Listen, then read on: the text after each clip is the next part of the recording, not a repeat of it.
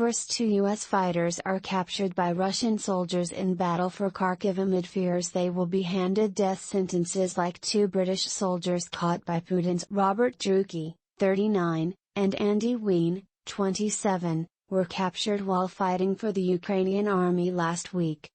The pair were part of a 10-man squad which encountered Russian forces in Kharkiv. They disabled a Russian tank but then were lost in the fog of return fire, then disappeared, comrades say.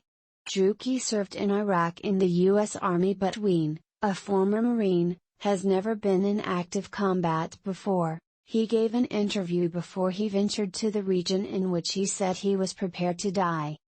Now, there are fears they may be given the same death sentences as Brits Sean Penner and Agnes Lynn.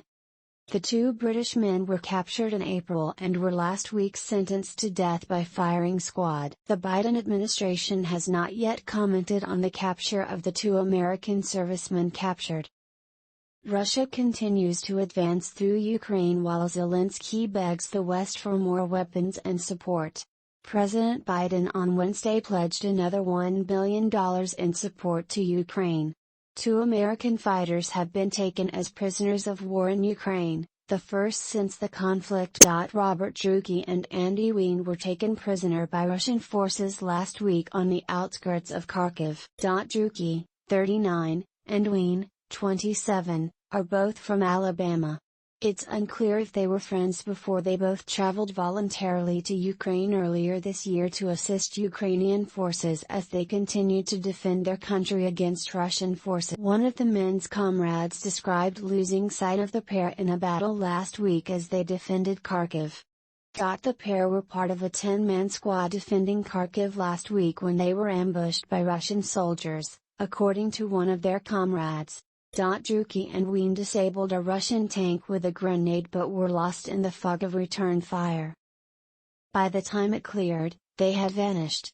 Drueke served in the U.S. Army in Iraq, whereas Huynh, a former Marine, has never been in active combat before. He rushed to Ukraine in April after watching the invasion from afar, saying before he left that he was at peace with the knowledge he may die in the conflict. The State Department said on Tuesday it was aware of reports of their capture, but a spokesman declined to comment, citing privacy concerns. The White House is also aware of the reports, a spokesman told DailyMail.com. Secretary of Defense Lloyd J. Austin III and Joint Chiefs of Staff Chairman Army Gen. Mark A. Milley did not comment on the capture on Tuesday. "We were out on a mission and the whole thing went absolutely crazy, with bad intel. We were told the town was clear when it turned out the Russians were already assaulting it.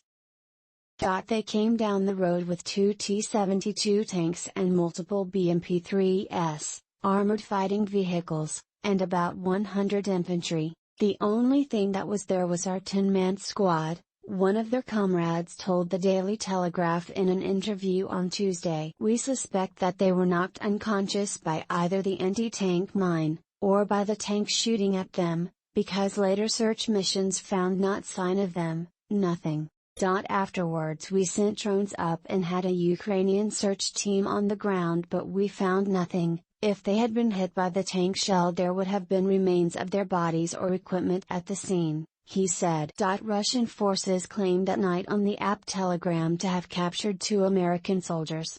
Drueke's mother in Alabama told the Telegraph she is in contact with the government and hopes they will secure her son's release. The U.S. Embassy have assured me that they are doing everything they can to find him and that they are searching for him alive, not dead. I am doing my best not to fall apart, I am going to stay strong. I am very hopeful that they will keep him to exchange for Russian POWs, she said. The conflict in Ukraine has now raged for over 100 days, with Russian forces now concentrating their offensive on the Donbas region.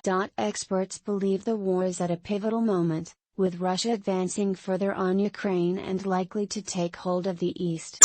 President Zelensky this week begged the West for more weapons to continue his ferocious defense.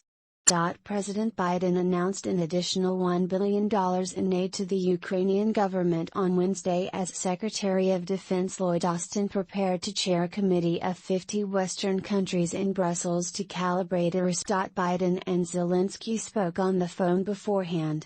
The Pentagon said the last packages include 2 Harpoon coastal defense systems, 18 howitzers, 36,000 rounds for them, artillery rockets, secure radios and money for training. On Wednesday, Chairman of the Joint Chiefs Mark Milley said it was not yet an inevitability that Russia would take hold of eastern Ukraine. There are no inevitabilities in war. War takes many, many turns. So I wouldn't say it's an inevitability. He conceded that the numbers clearly favor the Russians. Vadim Skibitsky, deputy head of Ukraine's military intelligence, said last week that the West had only given the country 10% of the weapons and support. Drueke served in Iraq but had struggled to find work or reintegrate into society after returning from war, his mother said. Huynh served in the Marines for 4 years, including on a base in Okinawa, Japan, for 2 years, but he has never been in active combat before. Huygh's family have not yet commented on his capture. Before he flew to the region, he told a local media outlet in his hometown in Hartselle, Alabama, "I've made peace with the decision. I know there's a potential of me dying. I'm willing to get my life for what I believe is right. For what I've been taught is right, through really my eyes, Marine Corps, through God, and really just what is right," he said. He grew up in California but moved to Alabama after leaving the Marines in order to be closer to his fiancée, Joy Black, according to a local media report. She has not commented on his capture. Their capture comes after 2 Brits were taken prisoner by Putin's army. Sean Pinner and Aidna Slin have been handed death sentences by a proxy court in eastern Ukraine. They were captured in April. Now, the pair have been sentenced to death by firing squad. British officials say they are doing everything they can to get the pair out of Russian custody before they are slaughtered. Liz Truss, a favorite target of Russian state media, spoke out last week to condemn the sentences which she said had absolutely no legitimacy while vowing to do everything we can to support the imprisoned pair. She was mocked on Russian TV by Putin's associates who said the UK has done nothing to try to intervene in their fate.